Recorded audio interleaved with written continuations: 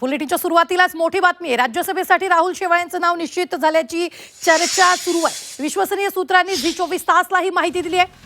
एकनाथ शिंदे थेट मंत्रालयातून नंदनवन निवासस्थानी दाखल झाल्याचं सुद्धा कळतंय। नंदनवन निवासस्थानी हालचालींना वेग आलाय। सर्व नेत्यांना नंदनवन निवासस्थानी बोलावल्याची सुद्धा माहिती मिळते। नंदनवन निवासस्थानी हालचालींना वेग आलेला आहे।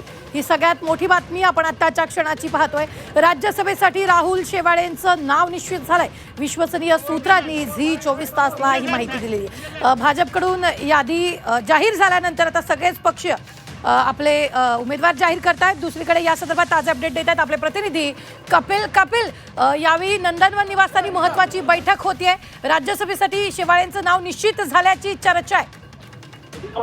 नक्कीच उपमुख्यमंत्री एकनाथ शिंदे हे थेट मंत्रालयात नंदनवनवर आलेले आहेत आणि नंदनवनवरती अनेक जे नेते मंडळी ते उपस्थित आहेत आणि एक चटपणी सुरू आहे का राज्यसभेत कोणाला पाठवायचं आणि त्याच्यामध्ये राहुल शेवाळे यांचं नाव अग्रेसर आहे। राहुल शेवाळेंचं नाव कदाचित संध्याकाळपर्यंत त्याचं नाव शिक्कामोर्तब होऊ शकतो आणि त्या संदर्भात ही खूप महत्वाची चर्चा आहे, कारण की उद्या शेवटचा दिवस आहे फॉर्म भरायचा। अनेक प्रक्रिया असते, अनेक सही घ्याव्या लागतात अनेकांच्या, त्या सर्व गोष्टी ही प्रक्रिया ही सुरू असं कळतंय। त्यामुळे एकंदरीत काही वेळातच राहुल शेवाळे यांच्या नावाने शिक्कामोर्तब झाले दिसेल।